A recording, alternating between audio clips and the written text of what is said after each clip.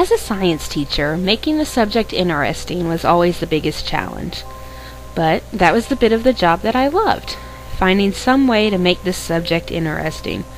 With some classes, it was really easy. Some were just naturally interested in what made the world tick. Some got all starry-eyed at the idea of infinite universes, destructive black holes, chemical explosions, and classifying all the creepy crawlies that lived in the world. Some classes were harder to grab, though, and you had to really find something to pull them in. This was even more fun to figure out, like teaching taxonomical classifications using Pokemon, or using some sci-fi to explore the ideas of space and time, or sometimes just a good old-fashioned blowing something the fuck up. Every now and then, though, you'd get a really tough group. It was even worse when it came to teaching a subject that they found particularly dull. One class in particular was an unholy boiling pot of hormone-fueled disruption. I would love to say I didn't consider them bad kids, but the inbuilt liberal apologism most teachers have hardwired into them can only take so much punishment. They all had their reasons, of course: broken homes, runaway parents, bad areas, drugs, alcohol, or just learning and developmental needs that we didn't have the time or the funds to accommodate properly. But, with all the justifications in the world, it didn't stop every lesson with them blurring that fine line between learning and riot control. I even approached my head of year for advice or support. He was normally a man who preached the gospel of no child left behind and every child matters. However, even he, having provided cover teaching for the group in a pinch, simply looked at me with sunken, defeated eyes and told me, "You're on your own, mate." The best he could offer would be to steer the school observation away from those classes and to cast a sympathetic eye over my end-of-year results. A token gesture, and it didn't stop the lessons being a constant struggle to retain control. For instance, one kid, Jake, took a lesson about evolution and survival of the fittest to be a personal challenge to his finely honed fighting skills, and the rest of the lesson was primarily concerned with me attempting to stop the class degenerating into a battle royale.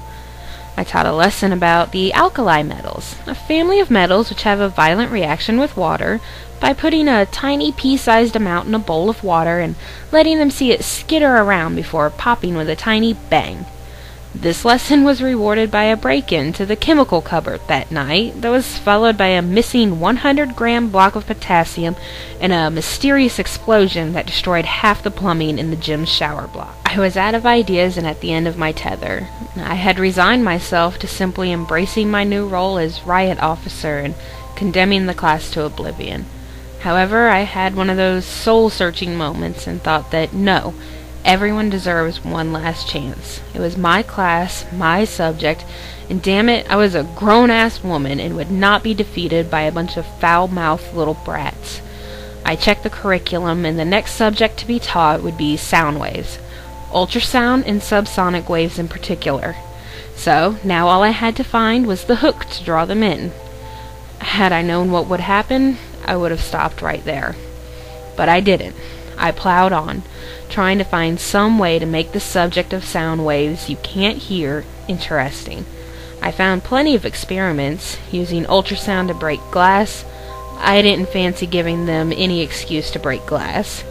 Using it to break up kidney stones. The kids knew enough about weapons, thanks. Or the way animals use it for navigation. But I didn't fancy teaching them to add horrific screeches to their Batman impressions. I'd all but given up on finding anything useful when I stumbled across an article on scientific explanations for the paranormal based on sounds that existed outside the normal hearing range. The article was fascinating.